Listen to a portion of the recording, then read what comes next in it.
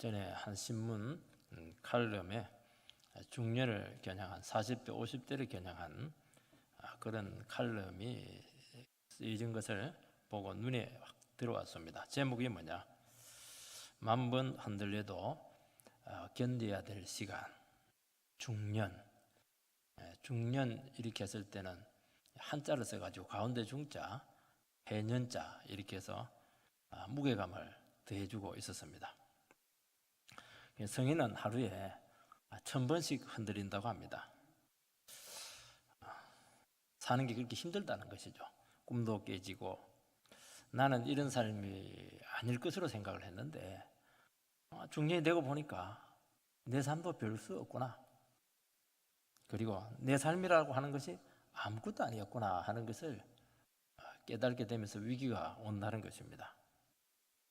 그리고 인생에 대한 환멸이 찾아오기도 하고 그러면서도 책임은 크고 내가 무너질 수는 없고 흔들리면서 매일 살아가야 되는 그 고달픈 인생을 기록을 하고 있었습니다. 그래도 살아가야 된다는 겁니다. 왜냐하니까 그런 가운데서 뭔가 있지 않겠는가, 그 기대감마저 무너지면 안 되기 때문입니다. 저는 이 중년 할 때 한자 그 가운데 중자를 보면서 팽이가 생각이 났습니다. 팽이 치는 거 알죠? 어릴 때 우리가 해가지고 막 딱 그냥 팽이채로 막 돌리면 막 팽이가 잘 들어가지 않습니까? 팽이 회전 속도가 빠르면 안정적으로 잘 돌아갑니다. 그런데 속도가 줄어들게 되면은, 회전 속도가 줄어들게 되면은 이게 막 팽이가 비틀비틀하면서 막 곧 쓰러질 것 같아요. 그럴 때 어떻게 합니까? 팽이채를 가지고 막 계속 채찍질을 합니다. 그러면 다시 균형을 잡게 된다는 것입니다. 중년의 시기가 마치 팽이 같다 하는 생각을 하게 되었습니다. 막 흔들려요. 비틀거립니다. 늘 어떻게 잘 달릴 수가 있겠습니까? 막 쓰러질까 말까 이렇게 하는데 막 스스로 막 채찍을 막 가해가지고 억지로라도 균형을 잡으려고 하는 참 고단한 인생이다 하는 것을 알게 되었습니다. 유명한 명작 메디슨 카운티의 다리라고 하는 영화가 있습니다. 여주인공이 메릴 스트립인데 프란체스카라고 하는 그 40대 여성입니다. 아주 작은 마을에 아이들 놓고 남편과 함께 평범하게 10수년을 이렇게 살아가고 있었습니다. 그러니까 늘 그런 삶이에요. 뭐 달라질 게 하나도 없습니다. 그러니까 그 늘 놀라운 표현이 있는데 자기 자신의 삶을 어떻게 했냐니까 장롱 속에 숨겨져서 아무도 모르게 녹아지고 있는, 닳아져 가고 있는 나프탈린 같다. 참 표현도 참 멋있지 않습니까? 그러니까 이런 삶이 굉장히 진절머리가 났을 때 클린트 이스트우드 아주 성격파 배우 있지 않습니까? 이 사람이 이제 남자 주인공으로 연기를 했는데 이 사람은 이제 사진작가 떠돌이 로버트죠. 그러면서 운명적인 사랑에 빠집니다. 이런 사랑에 사실은 빠지면 안 되는 겁니다. 이 남자를 만나면서 이 여성은 자각을 했어요. 무슨 자각을 했느냐니까, 야, 나는 이런 삶이 되기를 진짜 원하지 않았다는 것을 자각합니다. 나도 한때 꿈이 있었었고 나도 불같은 사랑을 나누고 싶었었고 정말 멋있는 인생을 살고 싶었는데 내가 왜 이렇게 진부한 인생이 되었을까 하는 자각이 그 남자를 만나면서 이게 올라오게 된 것입니다. 이 남자가 유혹을 합니다. 뭐라고 유혹을 했나니까 딱 3일간 만났는데 지금 당신이 느끼고 있는 감정이 제일 이 세상에서 확실한 것이라고, 나와 함께 행복을 찾아서 떠납시다. 이 얘기를 하는 겁니다. 그런데 문제는 뭐냐니까 무슨 이런 쓸데없는 소리 하냐고 그렇게 하는 게 아니고 여주인공이 굉장히 마음이 흔들려요. 왜냐하면 자기는 이런 삶을 살고 싶지 않았거든요. 그래서 남편과 함께 차를 타고 가면서 막 손을 그냥 차문에 막 몇 분 올렸다 놨다 세워가지고 도망가려고. 근데 결국에는 그냥 문고리를 잡아 당기지 못하고 떠나지 않습니다. 왜 안 떠났느냐? 이게 굉장히 중요한 질문입니다. 사흘간의 이 사랑이 부족해서냐? 그게 아니라는 겁니다. 가족이 있는데 차마 가족을 버리고 어떻게 떠날 수가 있겠는가? 그것도 아니라는 것입니다.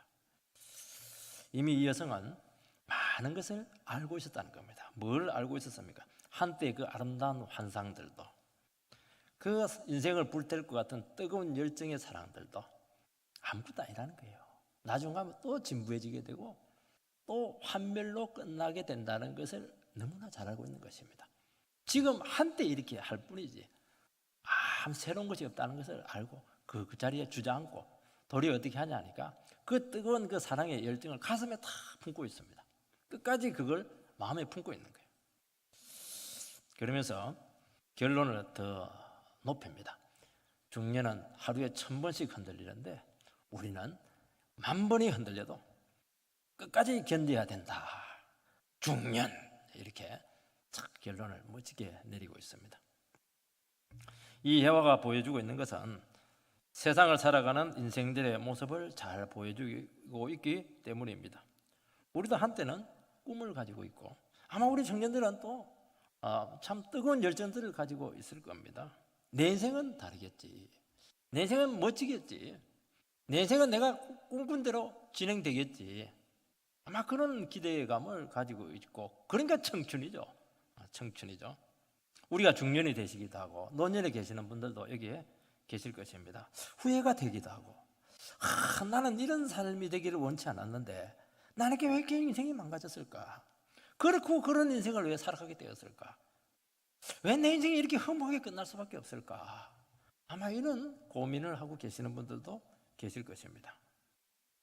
새로운 것이 없어요. 시간 지나면 더 좋아질 것 같은데 그럴 수 있는 여지가 없습니다, 지금. 그리고 우리의 삶을 날마다 유혹하는 것들이 참 많습니다.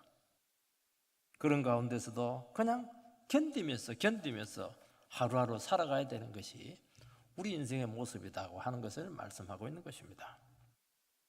오늘 본문에서는 바로 이런 인생들에게 주시는 주님의 새로운 초청인 것입니다.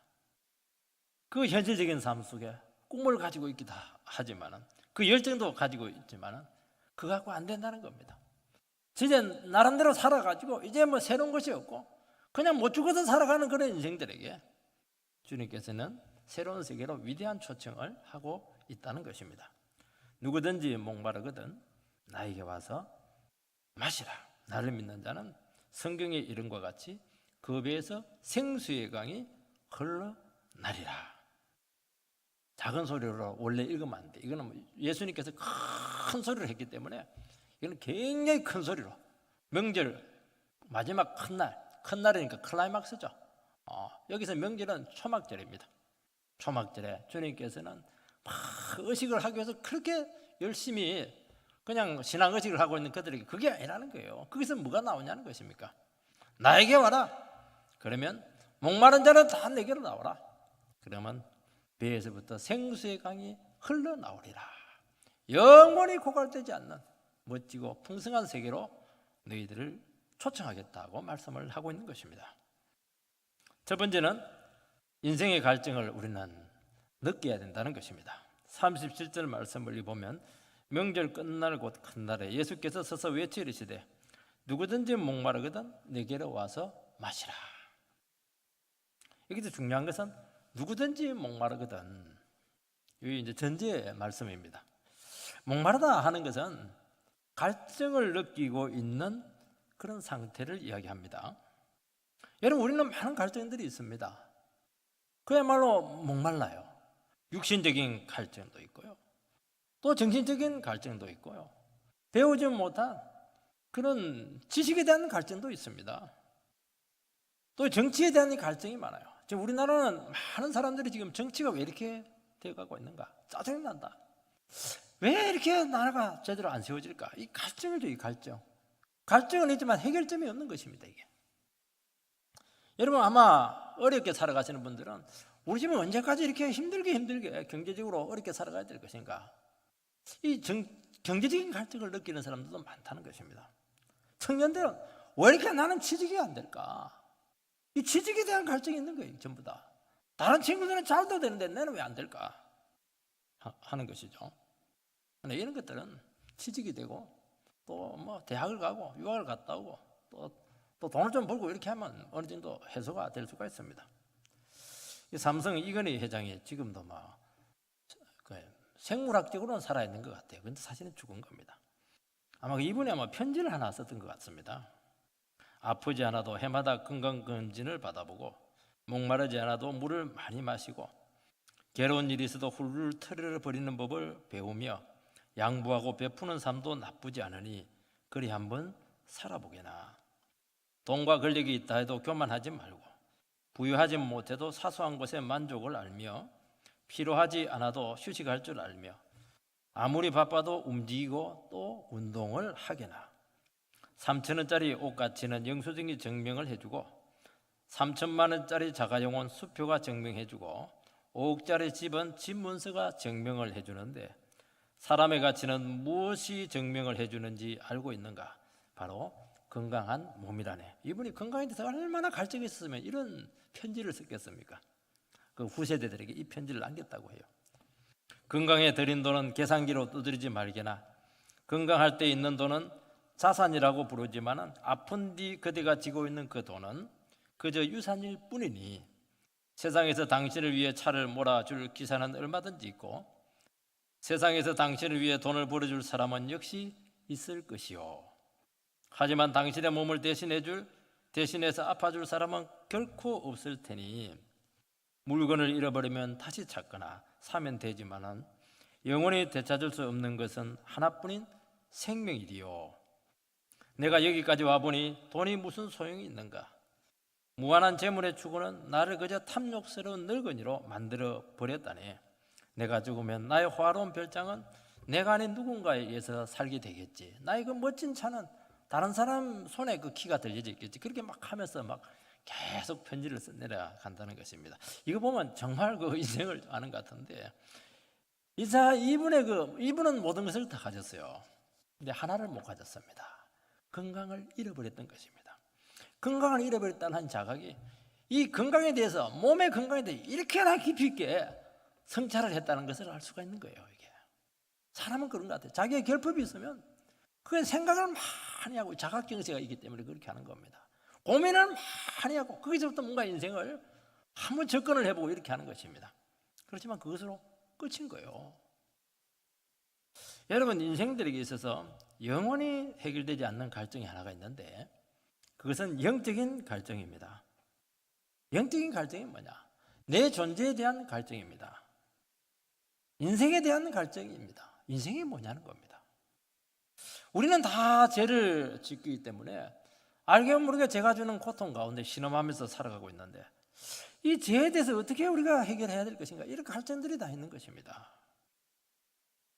양심이 힘든 거예요 이게. 이걸 해소하고 싶은데 해소할 길이 없는 겁니다. 내가 누군지 모르고 내가 어떻게 인생을 살아가야 되는지 모른다는 것입니다. 죽음 후에 나에게 무엇이 기다리고 있는지 두려운 것입니다. 여러분 영적인 갈증은 인간이 죄를 짓고 하나님과의 생명에서 떠났기 때문에 왔다고 성경에서는 말씀을 하고 있습니다. 그래서 우리 영혼 깊은 곳에 하나님만이 채워줄 수 있는 영혼의 공간이 있는데 그 공간이 바짝 메마른 것입니다. 이거는 다른 어떤 것으로 아무리 술을 집어넣어도 그것은 채워지지 않고 세상적인 것을 아무리 집어넣어도 금단 현상만 더 나타날 뿐이라고 말씀하고 있는 것입니다. 그래서 불안이 찾아오고 염려가 찾아오고 날마다 흔들리게 되고 그냥 아무리 많이 가져도 막 불만해요. 그리고 안에서 알 수 없는 막 분노가 막 치밀어 오르고 나만 억울하다고 하고 막 열등감이 생기기도 하고 객관적으로 보면 너무 잘났는데 나는 버림받았다고 하는 그 버림받은 상처를 가지고 그 신음하면서 살아가고 있는 것입니다. 이거는 정세예요. 정세. 여러분 우리 영혼 속에 채워져야 될 것이 있는데 문제는 이것을 채울 수 있는 길이 아무것도 없다는 것입니다. 여러분 돈을 벌면 채워질 것 같습니까? 허전해요. 돈이라고 하는 것은 어느 수준까지가 의미가 있는 것이지 그거 넘어가 버리면 그 동그라미 하나 더 붙은 겁니다.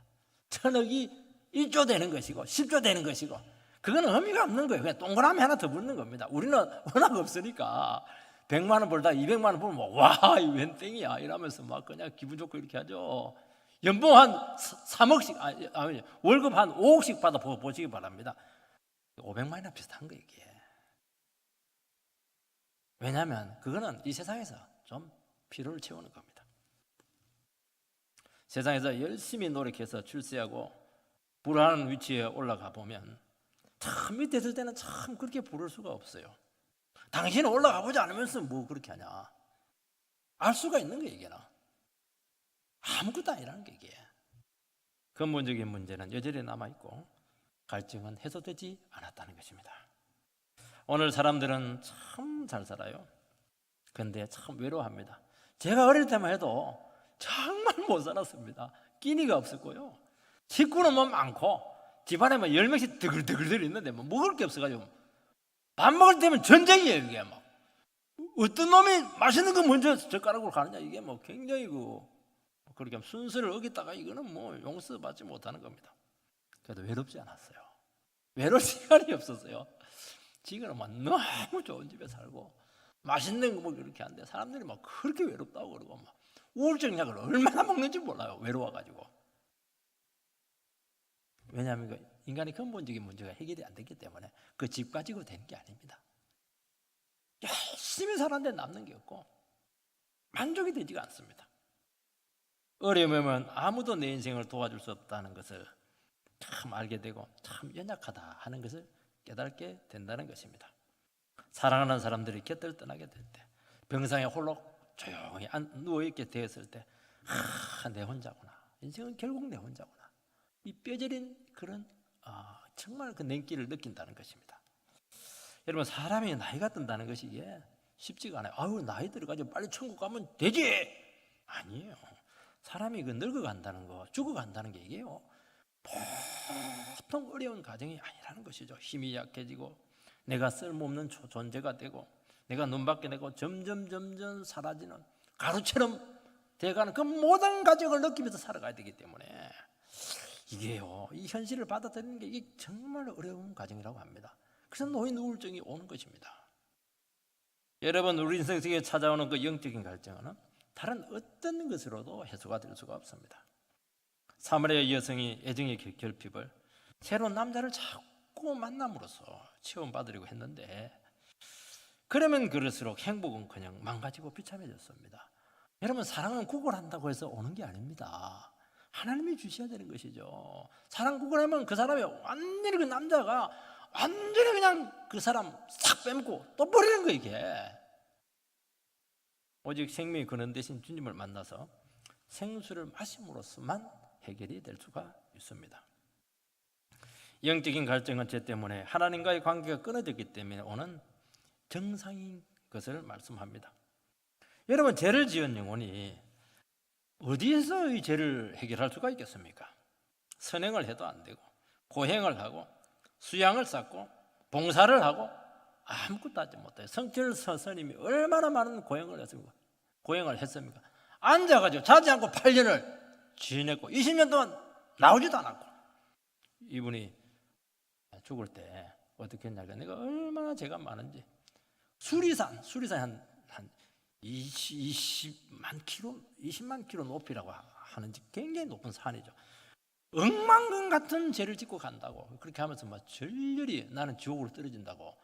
성철 스님이 그 위대한 이유가 뭐냐니까 정직하기 때문에 위대한 겁니다. 그 고행을 그렇게 했는데도 불구하고 이 죄를 해결할 길이 없었다는 것이죠. 나는 죄만 짓고 간다. 그게 이 사람의 유언이었습니다. 죄인은 예수께 나와서 죄를 고백하고 용서를 받아야 해결이 된다고 말씀을 하고 있는 것입니다. 예수님께서는 누구든지 목마르거든, 자기 자신에게 갈증이 있다고 자각정세가 생기거든 나에게 나오라, 그렇게 초청을 하고 있습니다. 여러분, 정상을 느끼는 것은 대단히 좋은 것이고 주님께서 나오라고 하는 초청장을 우리에게 주신 것입니다. 여러분, 영혼의 자각이 오는 것은 대단히 좋은 것입니다. 암이 무서운 이유는 자각정세가 없기 때문입니다. 자각정세 나타나면 끝난 거예요. 주님께서는 그렇게 하잖아요. 너희가 하나님을 떠난 모든 정세들을 우리의 전 인격과 전 삶을 통해서 느끼게 하고 깨닫게 하고 그렇게 한다는 것이죠. 너무 외롭고 허무하고 내 안에서 끊임없는 욕망은 자꾸 솟구치고 있는데도 불구하고 이것을 해결할 길은 없고 날마다 제 의식으로 시달리고 불안하고 넘어지고 비틀거리고 가진 것 같은데 불안한 거예요. 잠을 못 자요. 이게 어떻게 될지 몰라가지고 한 사람 말 들으면 막 이게 그 말에 사로잡혀가지고 헤어나오지를 못하는 것입니다. 이게 뭐냐니까 제가 가져온 자각정체라는 것을 말씀하고 있는 것입니다. 여러분, 자각정체는 대단히 중요한 것입니다. 이게 있어야 된다는 것입니다. 오늘 우리의 문제는 뭐냐니까 느끼지 못하는 거예요. 스스로 정체를 꺼버리는 겁니다. 불교는 뭐냐니까 불교는 이 자각정체, 이 정상만 해결하는 종교가 불교입니다. 불교는 인간 속에 욕심이 있습니다. 인생에 고난이 있습니다. 수많은 번뇌가 있습니다. 이것을 어떻게 해결해야 됩니까? 하는 것을 정말 고민했던 정말 처절한 인간적인 종교가 불교입니다. 기독교는 그렇게 보지 않아요. 기독교는 그거는 정세다고 해요. 그거는 정세다. 나타난 정세다. 병이나 모든 죽음은 정세에 불과하다. 인간의 근본적인 문제는 죄라고 말씀을 하고 있는 것이고 하나님과의 관계가 비틀어져 있는 것이고 하나님을 인정하지 않는 것이고 하나님 없이 네 마음대로 살아가는 모든 잘못된 인간 전체가 잘못되었다. 이게 성경의 진단이고 이게 죄고 이 죄 문제를 해결을 해야 모든 인생의 문제들이 해결이 되고 해결이 될 것이라고 말씀을 하고 있는 것입니다. 여러분, 정상이 없으면 병원에 가지 않습니다. 근데 팍 정세가 탁 나타나면요 직장 다 그만둬요. 사업 다 내려놓습니다. 검사받고 치료받고 그 어려운 항암 치료를 10차 15차 그냥 감당하는 것이죠. 한 번씩 암 선고 받은 영혼들에게 신방을 종종 갑니다. 참 기도를 해주면은 다 눈물을 흘리고 예수께로 두 손 들고 나옵니다. 그 사람들이 옛날에는 그냥 그런 사람들이 아니었습니다. 얼마나 자신만만했는지 정말 얼마나 그냥 능력 있게 살아갔던지 다른 사람은 절대로 그냥 안중에도 없고 근데 탁 한번 꺾이니까 기가 다 꺾여가지고 눈물을 줄줄 흘리면서 예수께 나오는 것을 너무 많이 보게 됩니다. 진작 나와야 되는데 너무 큰 자각정신을 가지고 겨우 막판에 온 거예요. 이게 우리는 그렇게 하면 안 돼요. 내 속에 있는 작은 그런 떨림을 통해서도 얼마든지 그 깊은 부분을 타치할 수가 있거든요. 성령을 통해서. 참 그거 보면 인간은 결국에는 예수께 오지 않으면 절대로 안 되도록 그렇게 하나님께서 만들어놨다 하는 것을 우리는 깨달을 수가 있다는 것입니다. 두 번째는 생수의 강이 흘러야 됩니다. 38절 39절 읽어보면 나를 믿는 자는 성경에 이른 것 같이 그 배에서 생수의 강이 흘러나오리라 하시니 이는 그를 믿는 자들이 받을 성령을 가리켜 말씀하신 것이라. 인생의 문제로 갈등을 느끼는 영혼은 누구든지 주님께로 나오면 그 배에서 생수의 강이 흘러나오리라 그렇게 말씀하셨습니다. 성령이 우리 배에서부터 흘러나온다고 말씀을 하고 있습니다. 여러분, 생수의 강 하면 성경에서 많은 곳이 나옵니다. 이사야서 35장에도 나오고 55장에도 나오고 여러 군데 많이 나옵니다. 에스겔서 47장이 대표적인데요. 성전 문지방에서 나온 생수가 흐르게 되는데 처음에는 이제 그 생수가 발목까지 옵니다. 그 다음에 무릎까지 오고 그 다음에 허리까지 오고 그 다음에 가슴까지 와서 가지고 너무 강이 돼가지고 헤엄을 쳐야 될 정도로 그렇게 그 큰 강물이 돼서 흘러갑니다. 그런데 이 강물이 어디로 흘러가냐면은 골짜기로 가요. 그리고 도시를 지납니다. 그리고 죽음의 바다 사해까지 들어갑니다.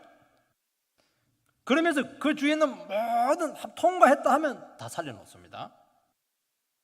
그리고 요한계시록 22장에 보면 생명수의 강이 하나님과 어린 양의 보좌로부터 나오는데 이 강은 특징이 있어요. 강은 되게 보면 길 옆에 있는데 이 강은 길 중앙을 통과합니다. 길 중앙 마치 운하처럼 중앙을 통과하는데 양 길 옆에 있는 모든 나무들 생물들을 다 살려놓고 그 나무들은 전부 다 약재예요. 되게 이제 요한계시록 22장을 우리가 해석할 때는 이것은 죽고 나서 가는 사후천국이다 그렇게 말씀을 하고 있는데 그렇지가 않아요. 신약 시대에 나타날 풍성한 성령의 역사를 말씀하고 있는 것입니다. 오늘 이 본문은 생수의 강이 인간의 뱃속으로 들어와서 이 배에서 솟아난다고 말씀하고 있습니다. 사해 도시를 가는 것도 아니고 사해 도시, 길, 골짜기 그게 아니고 인간의 인격 중심으로 들어가서 그 인생 전체를 치료하고 회복을 시킨다고 말씀을 하고 있는 것입니다. 다 살려놓는다는 것입니다.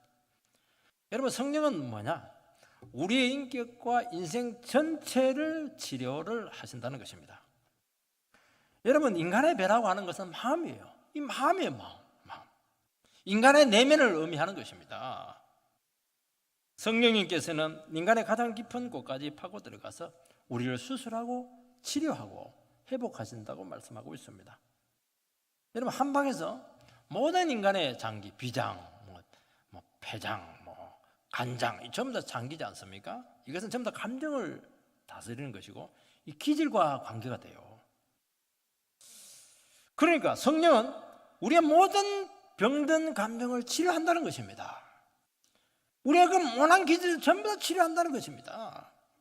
우리는 전부 다 성질이 제대로 되지 못해요. 성질이 굉장히 나빠요. 그 나쁜 성질을 전부 다 고치겠다는 것입니다. 여러분 인간의 배는 탐욕과 욕망을 상징하는 것입니다. 골로새서 3장에 보면은 너희의 우상은 배요 그렇게 되어 있습니다. 배가 우상이에요. 우상은 섬겨줘야 되는 것입니다. 우리 인생이 하는 게 뭡니까? 돈 벌어가지고 뭐 합니까? 배 섬기는 거예요. 배. 좋은 거 먹여줘야 되고 따뜻하게 만들어줘야 되고 맛있는 거 넣어줘야 되고 한 번 들어가면 절대로 안 나오고 내 입에 들어간 것은 나눌 수가 없어요. 주님은 인생들에게 뭐라고 말씀했습니까? 바깥에서 속으로 들어가는 것이 너희를 부패케 하는 것이 아니고 너희 속에서 나오는 것이 부패케 한다고 말씀했습니다. 그러니까 마음이 부패의 근원이라고 말씀하고 있는 것입니다. 여러분 인간의 배는 만족이 없어요. 만병의 근원이고 무절제와 부패를 상징하는 것입니다. 성령님께서는 바로 우리 인간의 부패한 본성을 완전히 치료해 주신다고 말씀을 하고 있습니다. 우리가 성령 받고 생수를 맞게 될 때 만족이 와요. 우리가 기쁨이 생기는 것입니다. 충만한 생명의 역사가 나타나요. 여러분이 소화기관 아니겠습니까? 이것은 영양분을 우리가 분해 흡수해가지고 온몸으로 보내면 우리가 에너지를 가지고 생활할 수가 있는 것입니다. 그러나 음식은 얼마 에너지가 나오지 못해요. 우리는 세 끼 먹어야 되고 금방 채워지지 않으면 허기를 느끼고 여러분 오늘 이 예배 가운데 왔지만은 배고픈 상태로 온 분들이 계실 것입니다. 배고프면 은혜도 안 돼요. 성령님께서는 우리 안에서 에너지와 능력을 공급을 하신다는 것입니다. 무슨 능력을 공급을 합니까? 생명의 능력, 은혜의 힘, 진리의 능력을 끊임없이 제공을 해서 우리를 하여금 계속 능력 있게 은혜 가운데 살아가도록 충만히 역사해 주신다고 말씀하고 있는 것입니다. 오늘 많은 사람들이 정말 바르게 살고 싶어하고 가치 있게 살고 싶어하고 의미 있는 삶을 살고 싶어하는데 그렇게 살지 못하는 이유는 딱 하나입니다. 능력을 공급받지 못하기 때문이라고 말씀하고 있는 것입니다. 그렇게 살고 싶어도 힘이 없어서 안 되는 겁니다. 그리고 유혹을 절대로 이겨내지 못한다는 것입니다. 우리가 성령으로 은혜 받고 그 영혼은 정말 존귀하고 위대한 삶을 살아갈 수 있는 하나님의 지속성이 우리 가운데 임하게 된다고 말씀하고 있는 것입니다. 여러분 정말 의미 있게 살고 싶으세요? 정말 허무하지 않는 남는 인생을 살고 싶습니까? 생수 되시는 성령님을 충만히 여러분들이 받으시기 바랍니다. 여러분 성령을 생수의 강이라고 부르고 있습니다. 강은 풍성하고 넘친다는 그런 뜻을 가지고 있습니다. 성령님께서는 무한정 우리에게 공급이 되시는 것입니다. 여러분 성령님께서는 강이라고 했지만은 이분은 물질이 아니세요. 액체가 아니십니다. 이분은 인격이시기 때문에 성령님께서 충만히 공급이 된다고 하는 것은 우리 가운데 성령의 가마로 임한다는 것입니다. 성령의 역사 가운데 우리 인격 전체를 사로잡는다는 것입니다. 성령의 강한 영향력 아래 우리가 살아가게 된다는 것을 말씀하고 있는 것입니다. 하나님께서는 성령님을 무한정 우리에게 공급을 하신다는 것입니다. 왜 이렇게 많은 것을 공급을 합니까? 인간의 문제가 너무너무 어렵다는 거예요. 너무너무 근원적이고 간단하지가 않고 조금 하면 안 되고 억수같이 부어져야 우리 인생의 문제는 어느 정도 해결이 될 수 있기 때문에 그렇게 하신다는 것입니다. 여러분, 오늘 우리 시간 다른 거 받으면 안 돼요. 충만히 임하시는 생수 되시는 성령님을 여러분 10년 가운데 충만히 받으시기를 주의 이름으로 축원드립니다. 여러분 기도하시기 바랍니다. 반드시 주십니다. 말씀을 듣고 있는 가운데 여러분 심령 속에 부어지고 있을 것입니다. 여러분 가장 강력한 것은 뭐냐? 회개를 하는 거예요. 하나님, 저는 죄인이고 죄를 지었습니다. 제 삶을 바꾸겠습니다. 완전히 그냥 부어버립니다. 하나님 말씀에 순종하고 믿음으로 살아갈 때요, 정말 시시때때로 성령이 임해서 우리는 기지대로 살고 싶거든요. 내 멋대로 살고 싶은데도 불구하고 성령님께서 우리를 잘 컨트롤 해가지고 죄짓지 않도록, 내 기지대로 살지 않도록 그렇게 우리를 도우신다는 것입니다. 안수할 때 임하게 되는데 병이 나아요. 사명을 감당할 수 있는 능력을 막 우리에게 부어준다는 것입니다. 여러분, 이토록 귀한 것이라고 하면 아껴야 될 텐데 아무 대가 없이 원하는 자에게 공짜로 무진장 공급을 해주신다고 말씀을 하고 있는 것입니다. 우리는 제가 늘 설교할 때마다 우리 성도들에게 하는 말씀이 있습니다. 공짜 좋아하지 마라. 그런데 하나는 공짜로 여러분들이 받으셔야 될 점이 있습니다.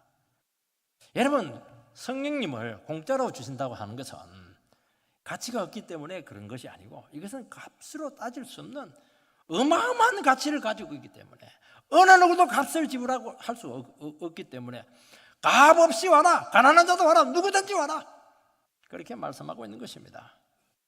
하나님의 특성 중에 하나가 무엇이냐면은 하나님께서는 귀할수록 더 풍성하게 주신다는 것입니다. 우리는 귀한 것은 숨겨놔요. 그리고 안 귀한 거 이렇게 나눠주고 이렇게 하시는데요, 하나님은 안 귀한 것은 잘 안 줘요. 우리는 막 돈을 왕창 줬으면 좋겠는데 하나님 앞에 봤을 때는 결정적으로 중요한 것은 아니라는 것입니다. 지식을 막 줬으면 좋을 텐데 하나님은 이 세상에 먹고 살 만큼 지식을 줄 겁니다. 왜냐하면 그것은 영원한 것은 아니기 때문에 그렇게 하는 것입니다. 근데 하나는 줘요. 영원한 것, 정말 우리에게 필요한 인생에 영원히 남는 이것은 무진장 공짜로 주신다는 것입니다.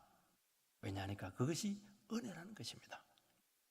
우리가 한 것이 없는데 이 어마어마한 것을 주신다는 것이죠. 사람들은 공짜로 준다고 하니까 가치를 모르는 거예요. 다른 것이 귀한 줄 알고 다른 것을 막 얻으려고 그냥 세상을 기웃거리면서 돌아다니고 있다는 것입니다. 아니에요. 이 자리에 앉아가지고 이 귀한 것, 충만히 역사하시는 이 능력의 제3위 하나님 되시는 성령님을 받으시기 바랍니다. 여러분, 이 세상에서도요, 사랑을 돈 주고 살 수 있습니까? 절대로 못 삽니다. 여러분, 부모의 수고를 어떻게 우리가 값으로 매길 수가 있겠습니까? 안 그런 거예요. 여러분, 우리 예수의 피를 어떻게 값으로 매길 수가 있겠습니까? 여러분, 60억의 모든 피를 다 모아도 예수의 피와 비교할 수 있습니까? 60억의 피가 한 사람의 생명을 살릴 수 있습니까? 아니죠. 예수의 한 방울의 피는 모든 인류의 죄를 다 없앴다는 것을 말씀하고 있는 것입니다. 이거는 비교가 될 수가 없는 것이죠.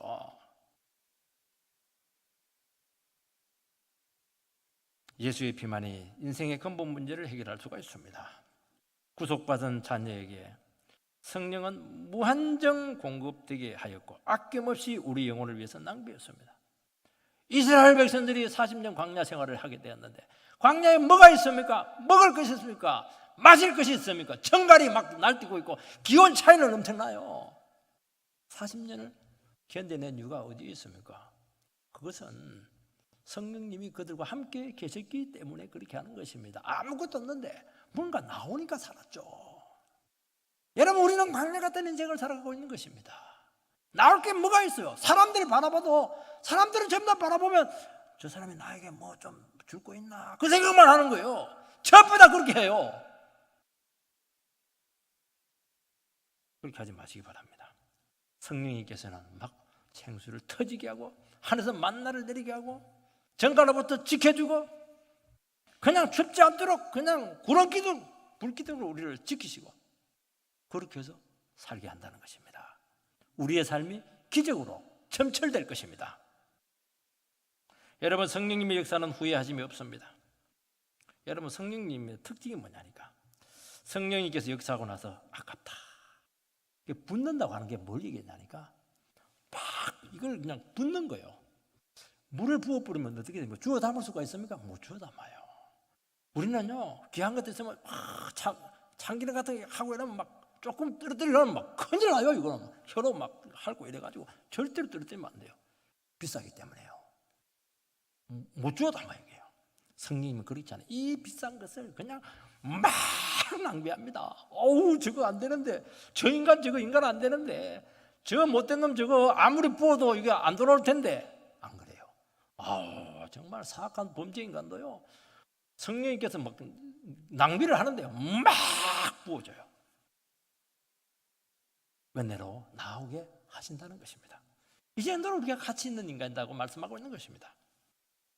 그래서 우리는 은혜 받을 때 너무 받았다, 너무 기뻐가지고 막 이상하게 되었다, 그런 거 없어요. 세상은 그래요. 세상은 전부 다 이상하게 됩니다. 너무 순종했더니만 막 손해봤다. 아우, 적당히 예수 믿는 건데. 처음에는 그런 것 같아요. 조금 지나면 모든 좋은 것은 우리에게 다 있다는 것을 알게 될 것입니다. 여러분, 생수의 강이 흐르게 하려면 어떻게 됩니까? 38절에 나를 믿는 자는, 39절에 이는 그를 믿는 자들이 받을 성령을 가리켜 말씀하신 것이라, 그렇게 말씀했습니다. 여러분, 강같은 성령의 역사는 오직 믿음으로만 얻을 수가 있습니다. 믿음은 뭐냐? 예수만 바라보는 것입니다. 예수님께만 모든 시선을 고정시키는 것입니다. 여러분, 어떻게 시선을 고정을 시킬 수가 있겠습니까? 그것은 사랑하는 것입니다. 사랑하면 딱 시선이 고정이 돼요. 그 많은 전교생이 있더라도 엄마는 딱 한 명에게 고정을 합니다. 내 자식 딱 그 아들만 딱 봐요. 사랑하기 때문에요. 연애하면 다른 사람 눈에 안 보여요. 길 가다가도 막 부둥켜고 난리예요. 왜냐? 안 보이니까. 자기들은 자기들만 있다고 생각해요. 사랑하니까 그렇게 하는 것입니다. 예수님만 사랑하면 성령을 주십니다. 성령님은 인격이시기 때문에 갈급해 한 만큼, 사랑한 만큼 주신다는 것입니다. 힘들 때 주님을 의지하고 인생을 맡기시기 바랍니다. 주님께 우리의 삶을 제한시키시기 바랍니다. 예수님이 내 안에 들어와서 역사하도록 마음을 여시기 바랍니다. 여러분, 사랑의 깊이는 뭐냐? 사랑의 깊이는 사랑하는 대상에게 나를 얼마나 제한시키는가 하는 것을 보면 그 사람이 얼마나 그 상대를 배려하고 사랑하는가 하는 것을 알 수가 있습니다. 남자들이 그걸 잘 몰라요. 내가 너를 얼마나 사랑하는지 모르냐? 그러면서 자기 마음대로 다 해요. 바깥에 막 돌고 일찍 들어오지도 않고 막 술 먹고. 그거는 사랑하는 게 아니에요. 그 말로만 사랑하는 겁니다. 사랑은 뭐냐? 그 사람에게 딱 제한되는 거예요. 여보, 들어와. 들어오는 거예요, 그게. 이거 해줘. 해주는 거예요, 그게. 그게 사랑인 거죠, 뭐. 그러면서 나중에는 자기가 없어지는 겁니다. 그게 사랑이에요. 여러분, 주님께만 헌신하시기 바랍니다. 그분께만 모든 것이 되시기 바랍니다. 그러면 주님이 우리에게 모든 것이 되어서 우리 인생 전체를 책임지고 고치시고 회복시키실 것입니다.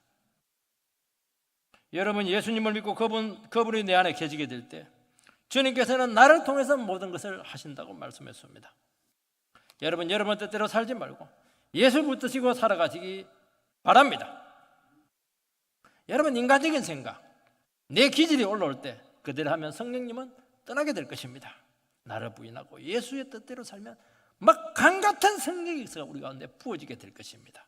나와 상관없이 내 인생이 주님의 뜻대로 막 떠밀려가게 될 겁니다. 그냥 저절로 되게 될 겁니다. 왜 그렇게 애를 쓰는데도 안 되고 있습니까? 자기 생각으로, 자기 성질로, 자기 기질대로 살아가니까 애는 애대로 쓰고 상처는 상처대로 받고 결과는 없어요. 맹탕입니다.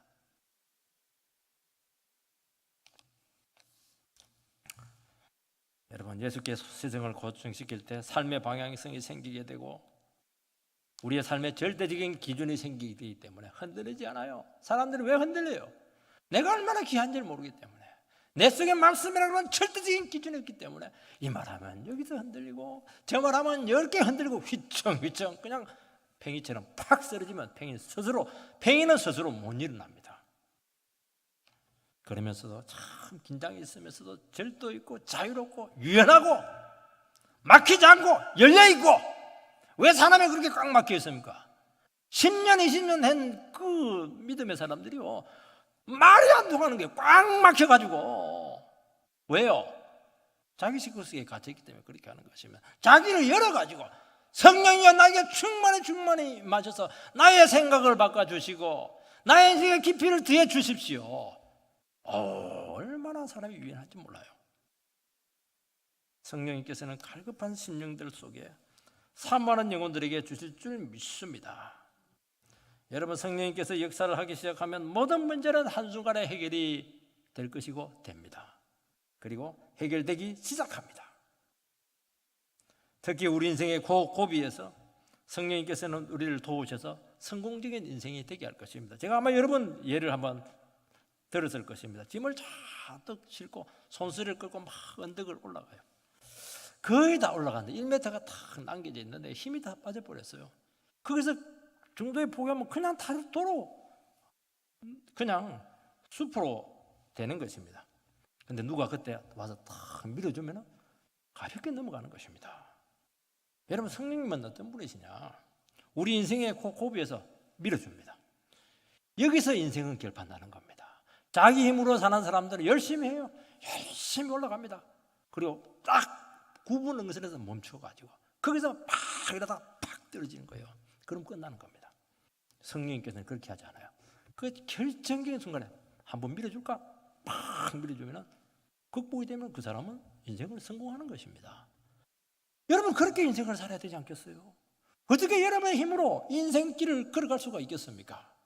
그래서 다시 한 번 더 성령님을 구하셔서 내 힘으로 사는 것이 아니고 주님의 도우심 가운데 반드시 승리하는 위대한 삶이 되기를 주의 이름으로 축원드립니다.